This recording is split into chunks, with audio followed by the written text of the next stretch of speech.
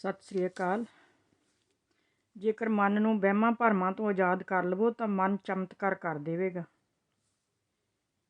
ਇੱਕ ਹਾਥੀ ਨੂੰ ਇੱਕ ਪਤਲੀ ਜਿਹੀ ਸੰਗਲੀ ਨਾਲ ਬੰਨ੍ਹਿਆ ਜਾਂਦਾ ਹੈ ਅਤੇ ਉਹ ਆਰਾਮ ਨਾਲ ਖੜਾ ਰਹਿੰਦਾ ਹੈ, ਕਿਉਂਕਿ ਜਦੋਂ ਛੋਟਾ ਬੱਚਾ ਹੁੰਦਾ ਹੈ ਤਾਂ ਉਸਨੂੰ ਇੱਕ ਛੋਟੇ ਜਿਹੇ ਪਤਲੇ ਜਿਹੇ ਰੱਸੇ ਨਾਲ ਬੰਨ੍ਹਦੇ ਹਨ ਅਤੇ ਜਦੋਂ ਉਹ ਛੁੱਟਣੇ ਦਾ ਯਤਨ ਕਰਦਾ ਹੈ ਤਾਂ ਉਸਨੂੰ ਲੱਗਦਾ ਹੈ ਕਿ ਉਹ ਤਾਂ ਬੰਨ੍ਹਿਆ ਹੋਇਆ ਹੈ।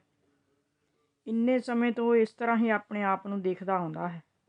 ਇਸ ਰੱਸੀ ਨੂੰ ਉਹ ਇੱਕ ਝਟਕੇ ਨਾਲ ਤੋੜ ਸਕਦਾ ਹੈ, ਪਰ ਉਹ ਤੋੜਨੇ ਦੀ ਕੋਸ਼ਿਸ਼ ਵੀ ਨਹੀਂ ਕਰਦਾ, ਕਿਉਂਕਿ ਉਸਨੇ ਮੰਨਿਆ ਹੋਇਆ ਹੁੰਦਾ ਹੈ ਕਿ ਉਹ ਬੰਨ੍ਹਿਆ ਹੋਇਆ ਹੈ। ਸਾਡਾ ਮਨ ਵੀ ਇੱਕ ਹਾਥੀ ਦੇ ਮਨ ਵਰਗਾ ਹੀ ਹੈ, ਜਿਸ ਨੂੰ ਪਤਲੀਆਂ ਪਤਲੀਆਂ ਰੱਸੀਆਂ ਨੇ ਇਸ ਤਰ੍ਹਾਂ ਬੰਨ੍ਹਿਆ ਹੋਇਆ ਹੈ, ਜਿਨ੍ਹਾਂ ਤੋਂ ਛੁੱਟਣ ਲਈ ਅਸੀਂ ਆਪਣੇ ਆਪ ਨੂੰ ਕਮਜ਼ੋਰ ਸਮਝਦੇ ਹਾਂ। ਕਿਉਂਕਿ ਜਦੋਂ ਅਸੀਂ ਛੋਟੇ ਬੱਚੇ ਹੁੰਦੇ ਹਾਂ ਤਾਂ ਸਾਡੀ ਰੱਸੀ ਇੱਕ ਦੋ ਨਾਲ ਹੀ ਬੰਨ੍ਹੀ ਹੋਈ ਹੁੰਦੀ ਹੈ। ਉਹ ਸਾਡੇ ਮਾਂ-ਬਾਪ ਹਨ ਅਤੇ ਜਿੱਦਾਂ ਜਿੱਦਾਂ ਅਸੀਂ ਵੱਡੇ ਹੁੰਦੇ ਜਾਂਦੇ ਹਾਂ ਤਾਂ ਸਾਡੇ ਕੁਝ ਦੋਸਤ ਬਣਦੇ ਜਾਂਦੇ ਹਨ। ਰੱਸੀ ਥੋੜ੍ਹੀ ਮੋਟੀ ਹੁੰਦੀ ਜਾਂਦੀ ਹੈ। ਇਸ ਦੇ ਬਾਅਦ ਜਦੋਂ ਅਸੀਂ ਉੱਚੇ ਲੈਵਲ ਦੀ ਪੜ੍ਹਾਈ ਕਰਦੇ ਹਾਂ, ਕਿਤੇ ਬਾਹਰ ਜਾਂਦੇ ਹਾਂ, ਇਸ ਦੇ ਬਾਅਦ ਅਸੀਂ ਕਮਾਉਣ ਲੱਗ ਜਾਂਦੇ ਹਾਂ, ਉੱਥੇ ਵੀ ਕੁਝ ਪਤਲੀਆਂ ਰੱਸੀਆਂ ਹੋਰ ਜੁੜਦੀਆਂ ਜਾਂਦੀਆਂ ਹਨ। ਇਸ ਦੇ ਬਾਅਦ ਜਦੋਂ ਸ਼ਾਦੀ ਹੋ ਜਾਂਦੀ ਹੈ, ਫਿਰ ਤਾਂ ਇੱਕ ਹੋਰ ਮੋਟੀ ਜਿਹੀ ਰੱਸੀ ਨਾਲ ਬੰਨ੍ਹ ਜਾਂਦੇ ਹਾਂ ਅਤੇ ਰੱਸੀ ਦਿਨ ਪ੍ਰਤੀ ਦਿਨ ਮੋਟੀ ਹੁੰਦੀ ਜਾਂਦੀ ਹੈ। ਜਦੋਂ ਰੱਸੀ ਪਤਲੀ ਸੀ, ਇੱਕ ਸੀ, ਤਾਂ ਅਸੀਂ ਉਸਨੂੰ ਆਸਾਨੀ ਨਾਲ ਤੋੜ ਸਕਦੇ ਸੀ, ਬੰਧਨਾਂ ਤੋਂ ਫ੍ਰੀ ਹੋ ਸਕਦੇ ਸੀ।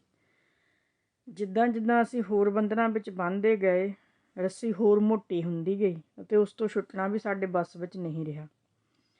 ਹੁਣ ਅਸੀਂ ਬੇਵੱਸ ਹੋ ਗਏ ਹਾਂ। ਸਾਨੂੰ ਲੱਗਦਾ ਹੈ ਕਿ ਸਾਨੂੰ ਸਾਰਿਆਂ ਨੂੰ ਬੰਨ੍ਹਿਆ ਹੋਇਆ ਹੈ। ਜੇਕਰ ਸਾਡਾ ਮਨ ਇਸੇ ਤਰ੍ਹਾਂ ਉਲਝਿਆ ਰਿਹਾ ਤਾਂ ਚਮਤਕਾਰ ਕਿਸ ਤਰ੍ਹਾਂ ਹੋਵੇਗਾ। ਜਦੋਂ ਕੋਈ ਕੁਝ ਕਰਨਾ ਚਾਹੁੰਦਾ ਹੈ ਪਰ ਕਰ ਨਹੀਂ ਰਿਹਾ, ਉਦਾਸ ਰਹਿੰਦਾ ਹੈ, ਬਿਮਾਰ ਰਹਿੰਦਾ ਹੈ, ਤਾਂ ਉਸ ਦਾ ਮਨ ਯਕੀਨਨ ਹੀ ਪਤਲੀ ਜਾਂ ਮੋਟੀ ਰੱਸੀ ਨਾਲ ਬੰਨ੍ਹਿਆ ਹੋਇਆ ਹੈ, ਤਾਂ ਹੀ ਕੁਝ ਕ੍ਰੀਏਟਿਵ ਨਹੀਂ ਹੋ ਰਿਹਾ ਹੈ। ਰਚਨਾਤਮਕ ਬਣਨੇ ਲਈ ਮੋਹ ਤੋਂ ਬਹੁਤ ਉੱਪਰ ਉੱਠਣਾ ਪੈਂਦਾ ਹੈ। ਮੋਹਗ੍ਰਸਤ ਇਨਸਾਨ ਨਿਰਣਾ ਲੈਣੇ ਵਿੱਚ ਅਸਮਰਥ ਹੁੰਦਾ ਹੈ। ਇਸ ਤਰ੍ਹਾਂ ਦੇ ਲੋਕ ਕਦੇ ਵੀ ਸਫਲ ਨਹੀਂ ਹੁੰਦੇ। ਉਹ ਆਪਣੇ ਪਰਿਵਾਰ ਦੇ 4-5 ਮੈਂਬਰਾਂ ਦੇ ਚੱਕਰ ਵਿੱਚ ਸਾਰਾ ਜੀਵਨ ਨਸ਼ਟ ਕਰ ਦਿੰਦੇ ਹਨ। ਸ਼ਕਤੀਸ਼ਾਲੀ ਬਣਨਾ ਇੰਨਾ ਆਸਾਨ ਨਹੀਂ ਹੈ। ਅੱਜ ਜਿਨ੍ਹਾਂ ਨੇ ਵਿਆਹ ਨਹੀਂ ਕਰਾਇਆ ਹੈ ਉਹ ਵੀ ਉਦਾਸ ਹਨ। ਉਹਨਾਂ ਨੂੰ ਵੀ ਕਿਤੇ ਨਾ ਕਿਤੇ ਕੁਝ ਗੱਲਾਂ ਨਾਲ ਇੰਨਾ ਗਹਿਰਾ ਲਗਾਵ ਹੈ ਕਿ ਉਹ ਕੁਝ ਕਰਨਾ ਚਾਹੁੰਦੇ ਹੋਏ ਵੀ ਕੁਝ ਕਰ ਨਹੀਂ ਸਕਦੇ। ਹੁਣ ਮਨ ਨੂੰ ਖੁੱਲ੍ਹਾਪਨ ਚਾਹੀਦਾ ਹੈ। ਮਨ ਨੂੰ ਹਰ ਗੱਲ ਵਿੱਚ ਸਪੇਸ ਚਾਹੀਦੀ ਹੈ। ਇਹ ਜੋ ਵੀ ਸੰਸਾਰ ਦੇ ਲੋਕਾਂ ਨਾਲ ਹੋ ਰਿਹਾ ਹੈ, ਕਿੰਨਾ ਗਹਿਰਾ ਮਨ ਬੰਨ੍ਹਿਆ ਹੋਇਆ ਹੈ ਹਰੇਕ ਚੀਜ਼ ਨਾਲ, ਜਿਨ੍ਹਾਂ ਨੂੰ ਛੱਡਣਾ ਇੰਨਾ ਮੁਸ਼ਕਲ ਹੈ। ਇਸ ਲਈ ਮਨ ਸ਼ਕਤੀਸ਼ਾਲੀ ਨਹੀਂ ਹੈ, ਆਪਣੇ ਤਰੀਕੇ ਨਾਲ ਕੰਮ ਨਹੀਂ ਕਰ ਸਕਦਾ, ਉਸਨੂੰ ਆਜ਼ਾਦੀ ਚਾਹੀਦੀ ਹੈ। ਮਨ ਹੈ ਤਾਂ ਬਹੁਤ ਚਮਤਕਾਰੀ ਚੀਜ਼। ਹਰੇਕ ਵਿਚਾਰ ਉਸਨੂੰ ਕੁਝ ਦੇ ਕੇ ਜਾਂਦੇ ਹਨ, ਬੇਸ਼ੱਕ ਉਹ ਕਿਸੇ ਨਾਲ ਬੰਨੇ ਹੋਏ ਹਨ ਜਾਂ ਨਹੀਂ ਬੰਨੇ ਹੋਏ ਹਨ। ਜਦੋਂ ਉਹ ਵਿਚਾਰ ਕਰਦੇ ਹਨ ਤਾਂ ਉਹਨਾਂ ਵਿਚਾਰਾਂ ਵਿੱਚ ਚਾਹੇ ਲਗਾਵ ਦੀ ਸੁਗੰਧ ਹੋਵੇ ਜਾਂ ਈਰਖਾ ਦੀ ਦੁਰਗੰਧ ਹੋਵੇ, ਫਿਰ ਵੀ ਉਹ ਵਿਚਾਰ ਕੰਮ ਤਾਂ ਕਰ ਰਹੇ ਹਨ। ਤਾਂ ਕਿਉਂ ਨਾ ਜ਼ੋਰ ਲਗਾ ਕੇ ਉਹਨਾਂ ਨੂੰ ਤੋੜ ਦਿੱਤਾ ਜਾਵੇ। ਤੋੜਨਾ ਜੇਕਰ ਔਖਾ ਲੱਗਦਾ ਹੈ ਤਾਂ ਇਸ ਦਾ ਮਤਲਬ ਤਾਕਤ ਨਹੀਂ ਹੈ, ਅਤੇ ਤਾਕਤ ਲੈਣ ਲਈ ਹੀ ਮਨ ਨੂੰ ਪਰਮਪਿਤਾ ਪਰਮਾਤਮਾ ਨਾਲ ਜੋੜਨ ਦੀ ਜ਼ਰੂਰਤ ਹੈ, ਜਿਸ ਨਾਲ ਅਸੀਂ ਤਾਕਤਵਰ ਹੋ ਕੇ ਕੁਝ ਬੰਧਨਾਂ ਨੂੰ ਤੋੜ ਕੇ ਚਮਤਕਾਰਿਕ ਰੂਪ ਨਾਲ ਜੀਵਨ ਜੀ ਸਕੀਏ। ਹਰ ਬੱਚਾ ਪੈਦਾ ਹੁੰਦਾ ਹੈ ਪ੍ਰੇਮ ਲੈ ਕੇ, ਇਸ ਲਈ ਹਰ ਬੱਚਾ ਪਿਆਰਾ ਲੱਗਦਾ ਹੈ, ਸੁੰਦਰ ਲੱਗਦਾ ਹੈ। ਬੱਚਿਆਂ ਨਾਲ ਪ੍ਰੇਮ ਉਹਨਾਂ ਦੀ ਪਵਿੱਤਰਤਾ ਕਰਕੇ ਆਉਂਦਾ ਹੈ। ਬੱਚੇ ਦੇ ਅੰਦਰ ਉਸ ਦੀ ਪਵਿੱਤਰਤਾ ਕਰਕੇ ਉਸ ਦਾ ਦੀਵਾ ਸਭ ਨੂੰ ਆਪਣੇ ਉੱਪਰ ਆਕਰਸ਼ਿਤ ਕਰਦਾ ਹੈ। ਉਸ ਦੇ ਰੋਮ ਰੋਮ ਵਿੱਚੋਂ ਚਾਰੇ ਤਰਫ ਪ੍ਰੇਮ ਦੀ ਰੌਸ਼ਨੀ ਚਮਕਦੀ ਹੈ। ਉਹ ਜਿੱਧਰ ਵੀ ਦੇਖਦਾ ਹੈ ਉਸ ਨੂੰ ਪ੍ਰੇਮ ਨਜ਼ਰ ਆਉਂਦਾ ਹੈ। ਪਰ ਜਿੱਦਾਂ ਜਿੱਦਾਂ ਉਹ ਵੱਡਾ ਹੋਵੇਗਾ ਉਹ ਪ੍ਰੇਮ ਗਵਾ ਲੈਂਦਾ ਹੈ। ਅਸੀਂ ਹੀ ਬੱਚੇ ਦੀ ਸਹਾਇਤਾ ਕਰਦੇ ਹਾਂ ਕਿ ਉਹ ਪ੍ਰੇਮ ਭੁੱਲ ਜਾਵੇ। ਬੱਚੇ ਨੂੰ ਅਸੀਂ ਪ੍ਰੇਮ ਕਰਨਾ ਨਹੀਂ ਸਿਖਾਉਂਦੇ, ਪ੍ਰੇਮ ਤੋਂ ਸਾਵਧਾਨ ਰਹਿਣਾ ਸਿਖਾਉਂਦੇ ਹਾਂ, ਕਿਉਂਕਿ ਸਾਰਿਆਂ ਨੂੰ ਲੱਗਦਾ ਹੈ ਕਿ ਪ੍ਰੇਮ ਬਹੁਤ ਖਤਰਨਾਕ ਹੈ। ਅਸੀਂ ਬੱਚੇ ਨੂੰ ਸਿਖਾਉਂਦੇ ਹਾਂ ਦੂਸਰਿਆਂ ਉੱਤੇ ਸ਼ੱਕ, ਡਾਊਟ ਕਰਨਾ। ਭਰੋਸੇ ਦੀ ਨਿਗਾਹ ਨਾਲ ਦੇਖਿਆ ਤਾਂ ਸਾਨੂੰ ਲੁੱਟ ਲੈਣਗੇ। ਅਸੀਂ ਲੁਟੇਰਿਆਂ ਤੋਂ ਬਚਣ ਲਈ ਬੱਚੇ ਨੂੰ ਤਿਆਰ ਕਰਦੇ ਹਾਂ। ਜੇ ਲੁਟੇਰਿਆਂ ਤੋਂ ਬਚਣ ਲਈ ਹੀ ਤਿਆਰ ਕਰਦੇ ਹਾਂ ਤਾਂ ਪਿਆਰ ਨਹੀਂ ਸਿਖਾਇਆ ਜਾ ਸਕਦਾ। ਪ੍ਰੇਮ ਦਾ ਅਰਥ ਹੈ ਭਰੋਸਾ, ਪ੍ਰੇਮ ਦਾ ਅਰਥ ਹੈ ਸ਼ਰਧਾ, ਪ੍ਰੇਮ ਦਾ ਅਰਥ ਹੈ ਸਵੀਕਾਰ ਕਰਨਾ, ਐਕਸੈਪਟ ਕਰਨਾ। ਪ੍ਰੇਮ ਕਰੂਪਤਾ ਦੇ ਬੰਧਨ ਵਿੱਚ ਨਹੀਂ ਬੱਝਦਾ। ਪ੍ਰੇਮ ਨਿਰਛਲ ਅਤੇ ਨਿਰੰਤਰ ਬਹਿਣੇ ਵਾਲੀ ਊਰਜਾ ਦਾ ਨਾਮ ਹੈ। ਤਾਂ ਹੀ ਤਾਂ ਕਹਿੰਦੇ ਹਨ ਬਾਲ ਗੋਪਾਲ, ਮਤਲਬ ਬੱਚੇ ਪਰਮਾਤਮਾ ਦਾ ਰੂਪ ਹਨ।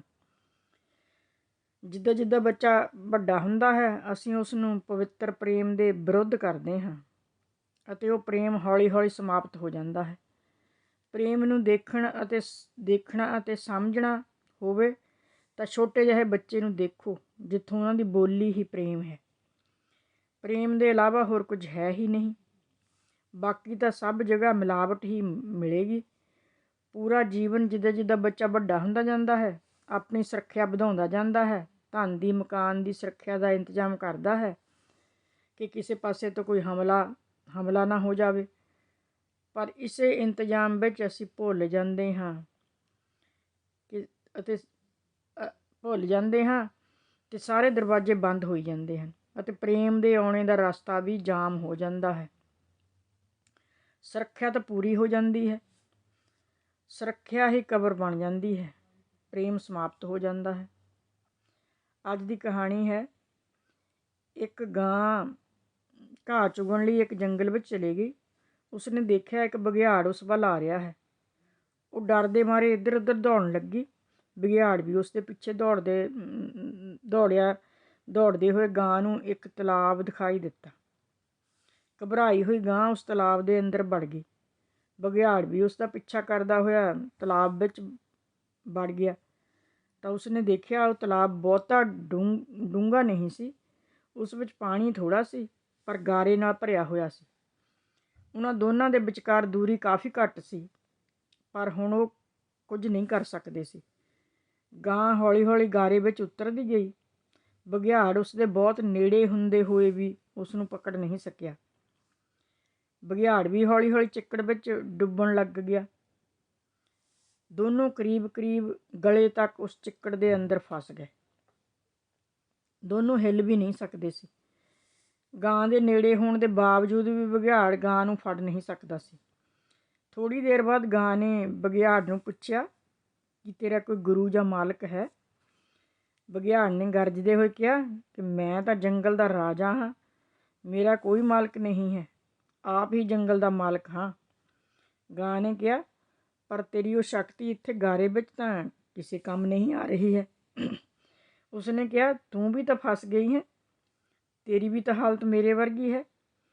ਗਾਂ ਨੇ ਮੁਸਕਰਾਉਂਦੀ ਹੋਈ ਨੇ ਕਿਹਾ ਬਿਲਕੁਲ ਨਹੀਂ, ਮੇਰਾ ਮਾਲਕ ਸ਼ਾਮ ਨੂੰ ਜਦ ਘਰ ਆਵੇਗਾ, ਜਦੋਂ ਮੈਂ ਉਸਨੂੰ ਨਹੀਂ ਦਿਸਾਂਗੀ ਤਾਂ ਉਹ ਮੈਨੂੰ ਲੱਭਦਾ ਹੋਇਆ ਇੱਥੇ ਜ਼ਰੂਰ ਆਵੇਗਾ ਅਤੇ ਮੈਨੂੰ ਇਸ ਚਿੱਕੜ ਵਿੱਚੋਂ ਕੱਢ ਕੇ ਘਰ ਲੈ ਜਾਵੇਗਾ। ਪਰ ਤੈਨੂੰ ਕੌਣ ਲੈਣ ਆਵੇਗਾ?